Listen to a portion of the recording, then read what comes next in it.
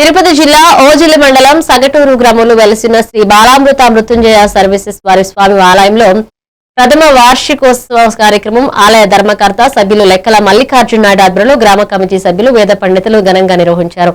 స్వామి అమ్మవార్లకు ప్రత్యేక పూజలు నిర్వహించారు. గణపతి హోమం, గోపూజ కార్యక్రమాలు నిర్వహించారు. ఆలయంను సుందరంగా అలంకరించారు. స్వామి అమ్మవార్లకు కళ్యాణ వేడుకలు ఘనంగా చేశారు. ఈ కార్యక్రమంలో భక్తులు వేడుకలను తిలకించారు. భక్తి శ్రద్ధలతో స్వామి అమ్మవార్లను దర్శించుకున్నారు. తీర్థ ప్రసాదాలను ఆలయ కమిటీ సభ్యులు అందజేశారు.